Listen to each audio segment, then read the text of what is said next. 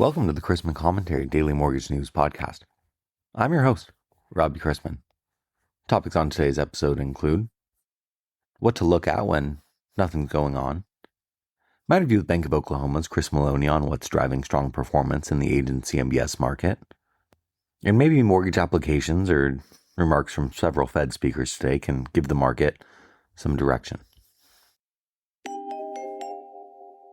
Looking for an all-in-one automated VOIEA platform that helps mortgage providers achieve up to 50% cost savings and industry-leading 75% completion rate? Look no further than Truework. You can learn more at truework.com. Time is flying. We're 23 days away from Halloween. Despite how it's celebrated by 5-year-olds and their parents, frat houses, or many malls around the U.S., it's actually thought to come from the festival of Samhain, among the Celts of ancient Britain and Ireland. Its history also mentions the eve of the Western Christian feast of All Hallows Day and the beginning of the observance of All-Hallow-Tide, the time in the Christian liturgical year dedicated to remembering the dead, including saints, martyrs, and all the faithful departed. Well, with all those that are departed, I feel like I'm in a bit of a zombie apocalypse right now. Yeah, is it me, or does it feel like now is a real-life example of Bruce Springsteen's song, 57 Channels and Nothing On? Without the majority of our scheduled economic releases hitting the tape, as well as less news than normal emanating from D.C., we're left to sift through what's available to stay informed. And I'm seeing that despite slowing credit growth and elevated borrowing costs, U.S. consumers continue to spend steadily, supported by strong household balance sheets, record home equity, and relatively low debt-to-income ratios. The most recent prepayment report showed that higher coupons jumped on increased refinancings, while lower coupons were impacted by seasonals. We learned yesterday that consumers see higher inflation in the year ahead, with signs that lower and middle-income households are feeling most of the burden of rising price pressures, according to a monthly survey from the Federal Reserve Bank of New York. Expectations for consumer price increases 1 year ahead jumped to 3.4% in September from 3.2% the prior month. Separately, delinquency rates are climbing and lending conditions are tightening, signaling growing strain on households' ability to manage debt, particularly for credit cards and auto loans. As inflation, tariffs, and sluggish income growth begin to erode purchasing power, many consumers may increasingly rely on borrowing to sustain their spending, even as patterns of trading down suggest shifting behavior. For today's interview, I want to welcome back to the show Bank of Oklahoma's Chris Maloney to talk about what's driving strong performance in the Agency MBS market, the outlook for refinancing and home prices, and how Fed rate cuts are shaping lending conditions and future risks. He's a mortgage strategist at BOK Financial Capital Markets, conducting daily data analysis, watching mortgage-related news, studying economics, and speaking frequently with other market professionals to keep a close eye on the mortgage bond market. The Agency MBS sector is something that has your focus, and performance has been excellent, essentially since last April. For people that aren't familiar, can you give a quick overview on what Agency MBS performance is, and then some of the factors behind the good performance recently? Well, what I watch is something called excess return, because due to the optionality embedded in agencies, because any homeowner, American homeowner, can prepay their mortgage at any time. So what your future cash flows are going to be is always a big question mark. I mean, in Agency MBS, you will get your money back. It's taxpayer backed.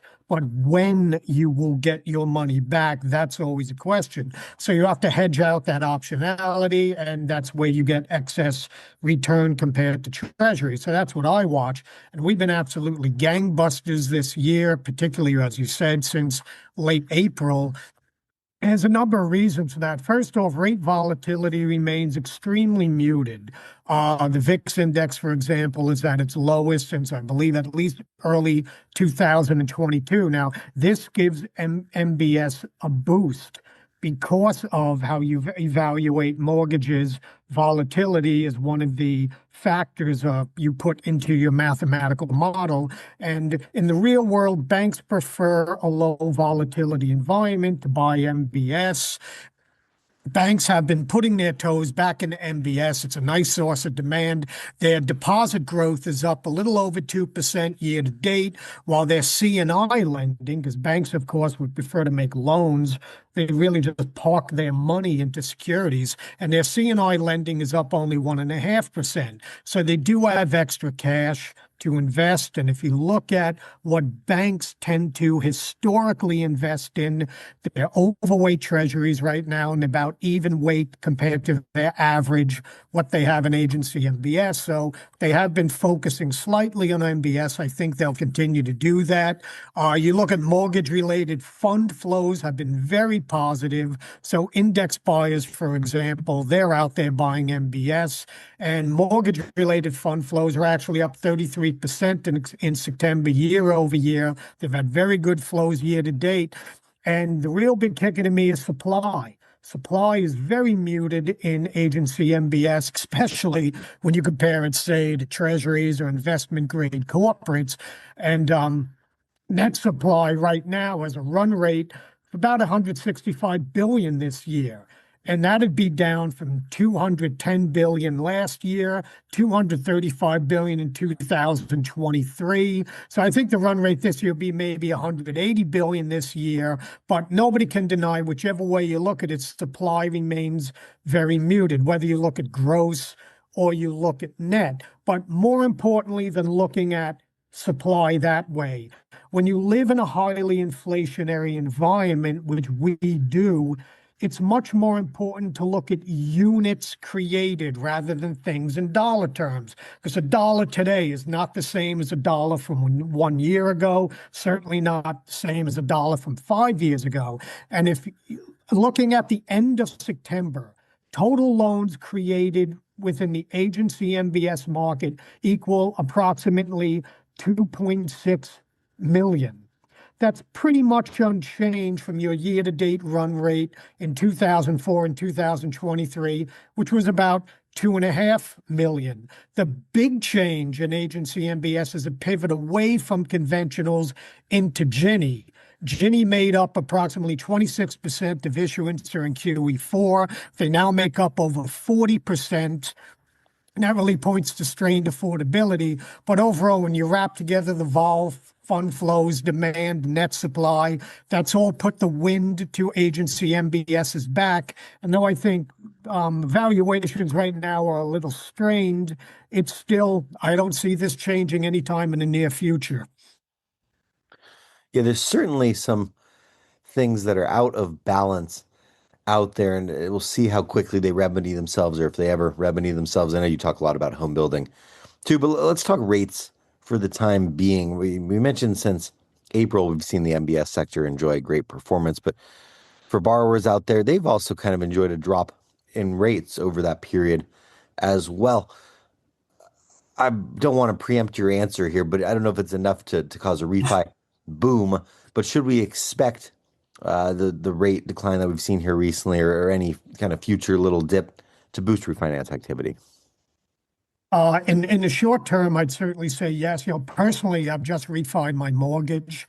I was at like 15 Walla, made sense for me to refinance. And a lot of your newer, more recent borrowers in the higher coupons are certainly in the same situation as me. So over the short run, yes. There's going to be a refinance bump. It's not going to be a refinance wave. It'll be more a little wavelet, because I don't believe it's going to last long. I think the September prepayment speed report, you'll see a 25% boost month over month in Fannie 30-year speeds, probably 30% or maybe a little more in Ginnie Mae. But the MBA refinance index, it's already been 2 weeks ago, it was flat week over week. Last week, in the latest report, it dropped by 20%, and that was across the board, conventional, FHA, VA. So it's a different type of lending environment these days. The media effect with the internet and all, very quick to point out things to any homeowner that's keeping an eye on rates, that they're back in the money. And particularly on your Ginnie Mae side, your non-bank lenders are incredibly aggressive. They're very, very efficient. Rocket, of course, being the best example of that. So with But you look at like mid-September, for example, how many people, I just looked a few weeks ago, how many people, even now, with the rally we've had since mid-April, only about 12% to 30-year conventional borrowers have refi incentive, maybe 10% of VA, maybe 15% of FHA. So there's still not a lot of people who have refinance incentive even now, because you have such a massive lock-in of people in the record low rates, which they got earlier this decade. So as we speak, only about 900 billion out of the 7.5 trillion in 30-year have refinance incentive. That's only about 12% of the universe as a whole. And even now, over the past few weeks, your 30-year lending rates are starting to tick up. And if you look over the longer term view, since the Fed pivoted back to easing mode back in September of 2024, 30-year lending rates are up across the board. Conventional lending rate as of Friday is up 16 basis points. The VA is up 36 basis points, and the FHA is up 20 basis points. So we're not even close to getting the massive bulk flows. Almost 90% of people out of the money right now, they're not on the verge of going back into the money. So I expect a similar reaction in the next month or two to what we saw towards the end of last year in October and in November, where you saw a bump in speeds and they quickly fell right back down. Yes, if I've learned anything over these last couple of years, it's that hope springs eternal when it comes to mortgage rates. I guess it's good people are optimistic, but yeah, it doesn't translate into much of anything. Let me go back to Agency MBS though, quickly here. Are there any concerns that you hold regarding Agency MBS currently? Well, by nature, I work in the fixed income sector. I always have. I grew up in this sector, and I also enjoy economic history. So I'm just a stick in the mud. I tend to be a glass half empty kind of guy. I want to preface it with that. But within Agency MBS as a whole, I was around during the great financial crisis. And one of the things I think we've pushed the affordability envelope about as far as it can or should be allowed to go. If the great financial crisis taught us anything, it's that the road to hell is certainly paved with good intentions. And when all is said and done, not only is that bad for investors and lenders, it's even worse for the people you've put into houses that, when all is said and done, they really can't afford. And that also led, of course, as we remember, to the GSEs collapsing into bankruptcy. Now, Fannie and Freddie did not collapse back in the great financial crisis due to the Agency MBS on their balance sheet. Those held up pretty good. It was the non-agency MBS that they were forced to buy to satisfy HUD affordable housing mandates. That is what took them down. By 2006, they owned about 1/5 of all total non-agency MBS. It was about shy of 400 billion at the time.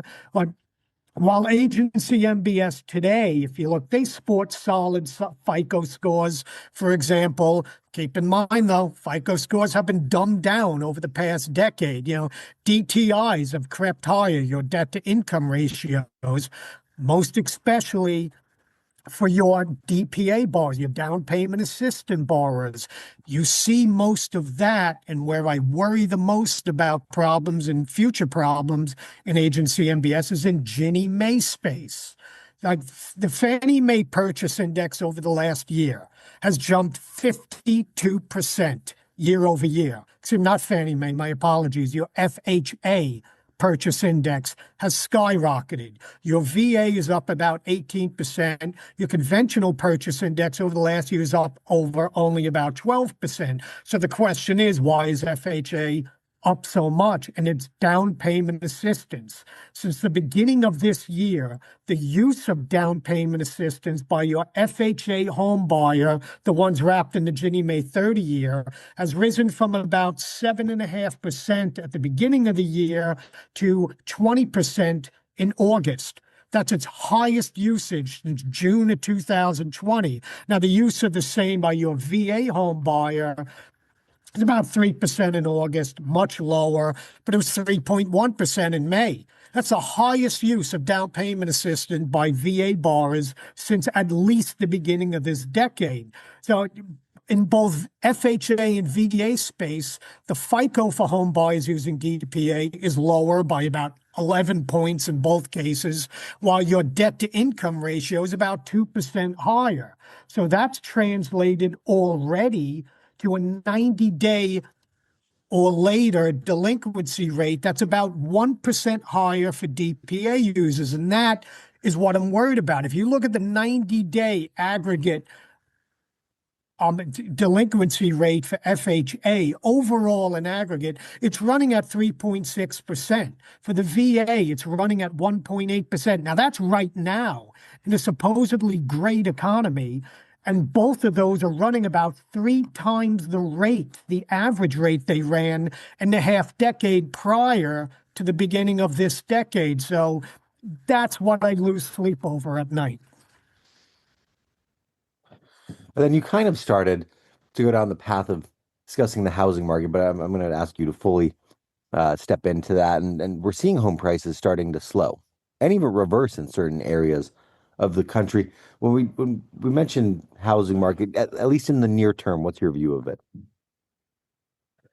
Well, I think, when you talk about the housing market, of course, all real estate is local. California is vastly different from Maine, which is vastly different from Florida. But, that being said, I think housing prices, nationally speaking, have gotten ahead of themselves. Now, the good news, and people won't consider this good news because we have this barbaric fear of falling prices, but falling prices is what brings your economy back in balance. If you don't, prices falling are every bit as important as prices going up.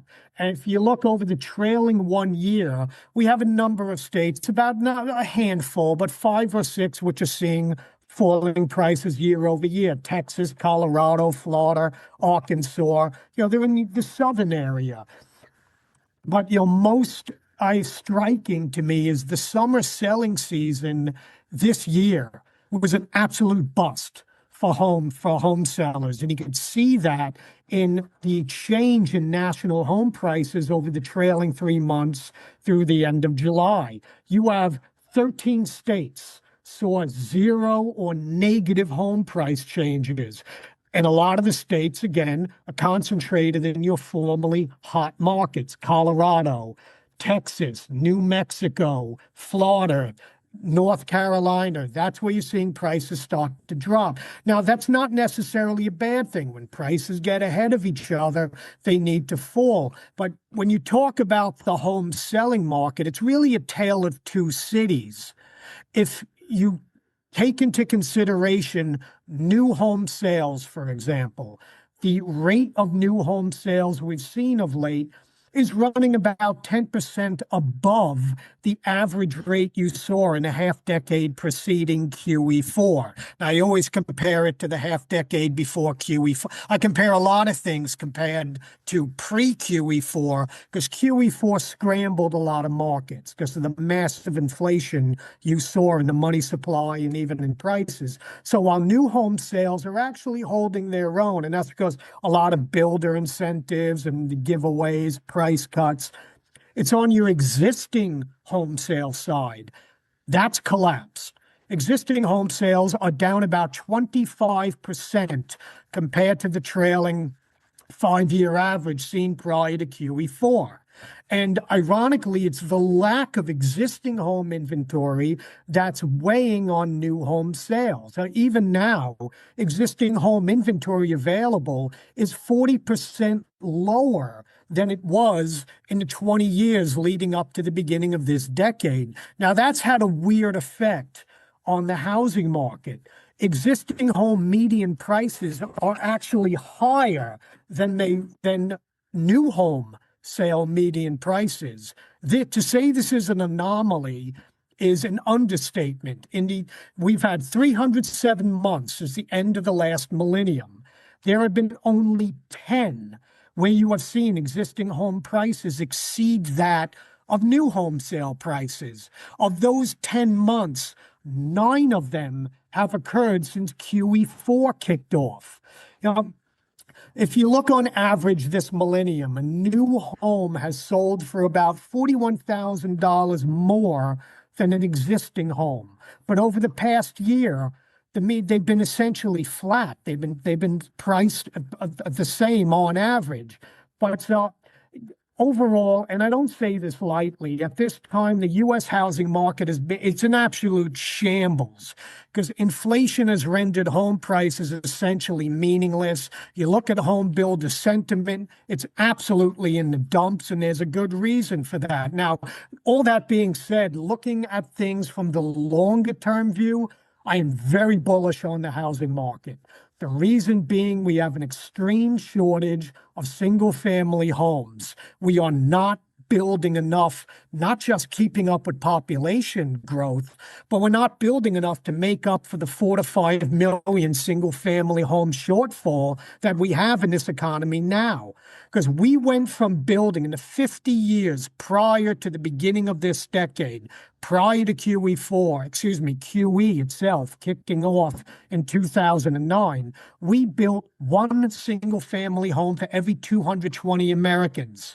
Since the beginning of the QE era in 2009, we've only been building one single family home for every 400 Americans. So when you look at the shortage of homes and the population flow into Texas and Florida and Colorado, long term, I'd be completely bullish on housing.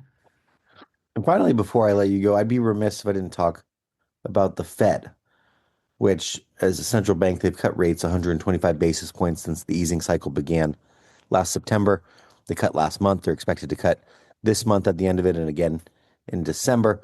You and I sit in the same camp that says inflation is still nearly 50% above the Fed's target. Why are we cutting rates? The economy seems to be humming along. There's obviously counterpoints to be made about the softening labor market or other factors. What effect has the Fed's easing cycle had on lending rates? Do you see more cuts in the near term, like I alluded to? Oh, absolutely. More cuts are coming, regardless of what inflation says. I'm looking at the Fed right now is a great example of what Mom used to tell us. Forget what people say. Look at what they do. So you look at, for example, the Bloomberg Intelligence language model, and it says the Fed is hawkish right now. And you do have some hawkish squawks out of the Fed, but forget about that. They're all voting for rate cuts. So no matter what they say, I don't care what they say. Look at what they do. As you just said, we've had 125 basis points over the past year. And what's happened to the 10-year yield, for example, since September 18th, 2024, when the Fed started to cut, it's up 40 basis points. It's actually higher. So not only is inflation telling you something, the market's telling you you're likely getting ahead of yourself with these rate cuts. Now, this is no knock on the Fed. This has happened in the past with central banks. There was a Professor Sayers was his name, the famous central bank economist and historian back in the 1950s. And he pointed out that, central bank can cut doesn't necessarily mean rates will fall, because sometimes the rate can get away from a central bank. Like the Bank of England in the late 1800s, for example, they had what they called the bank rate versus the market rate. That was their Fed funds rate. And they would cut it, and the market would shrug and go about its business, because it got to the point when nobody was coming to the Bank of England to discount anymore because of the rise of the joint stock banks in London and their correspondent relationships outside of London. Everybody instead was discounting with them and cared about their market rate. And our own Federal Reserve, they lost control of rates in the late 1920s in order to bring the speculation in the stock market to heal, because most of the money pouring into the stock market in the late 20s wasn't coming from the Federal Reserve banks. It was the banks that were part of the Federal Reserve. It was coming from corporations flushed with cash. In the end, of course, everything all comes back to the money supply. Sometimes the Fed will cut and the market shrugs and does what it's going to do. So if you consider like Moran, the latest Fed governor, which Trump's came from the CEA, Council of Economic Advisors. He put him on the Federal Reserve Board. Now he's getting all the attention because he is an uber dove, which is the whole reason he's on the board. Now, the man comes across as highly intelligent and honest in his views. I'm not sure how good of an economist he is. He's very, very good at math. He's like everybody else on the Fed. He's a big believer in his math models, the way an astrologer is a big believer in being guided by the stars. So like everyone else at the Fed, he admits that he has no idea what R star or U star, that's the unemployment rate and the natural rate of interest rates. No idea what R star or U star really are, but those are what guide his policy decisions. So we're flying blind. Politics weighs on you when you don't have anything tangible to point to and say, we're not supposed to cut because this is happening. But that's a problem with an unanchored monetary policy. That's what we have. It changes on a dime. And it's funny, like you saw what New York Fed President Williams said the other day, talking about how the massive QEs we've had, especially QE4, they're not unorthodox. He called that not wanting to do QE. That's a narrow understanding of monetary policy, which is contrary to all monetary economics and central bank practice. That right there, that frightened me. Because when the Fed was first created, it wasn't even allowed to touch U.S. treasuries. It can only go into the very short-term corporate bill market. And I'm old enough to remember when the direct monetization of government debt, which is what QE is, that was considered third world banana republic irresponsible, which will lead to inflation. And it eventually does, and we're still around 3% year-over-year inflation. So the next chair for the Federal Reserve, whom Trump is going to pick, he's going to be a carbon copy of Moran. So I expect an uptick of inflation again. I expect a steeper curve going forward, which is why I like shorter duration agency MBS, because that's what I think lays ahead of us. I knew I had to save that Federal Reserve question for the end because it gets you fired up, and all those are excellent points. People that listen to this podcast regularly have heard me say I don't think Jerome Powell has done a great job. He was too easy back during COVID, or too quick to provide easy monetary policy, and he's been scarred by that kind of again here. If Jerome Powell ran your favorite sports team, you'd be screaming for him to be fired. Yes, well, that's coming from somebody who I think roots for the New York Giants, so you're used to pain and misery. I root for the Mets, even worse. Yeah, even worse. Oh gosh, let's not get started. Chris, always a pleasure, and we'll have you back on soon. Hey, thanks, Rob. Take care. Today's economic calendar kicked off with mortgage applications decreasing 4.7% from 1 week earlier, according to data from the Mortgage Bankers Association's weekly mortgage application survey for the week ending October 3rd. Markets will also receive remarks from a laundry list of Fed speakers. That's St. Louis's Muslim, Dallas's Logan, Chicago's Goolsbee, Minneapolis's Kashkari, and Governor Barr, as well as the minutes from the September 16th and 17th FOMC meeting. Overnight, the Royal Bank of New Zealand was out with its latest monetary policy decision, cutting the cash rate by 25 basis points to 2.75%. We begin Wednesday with Agency MBS prices, a few ticks better than Tuesday's close, the 2-year yielding 3.56, and the 10-year yielding 4.10 after closing yesterday at 4.13%. Let's wrap up with a joke and some housekeeping. Once you've seen one shopping center, you've seen them all.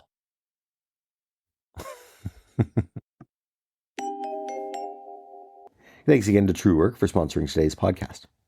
Truework is the only all-in-one automated VOIEA platform that helps mortgage providers achieve up to 50% cost savings with an industry-leading 75% completion rate. To learn more, visit truework.com.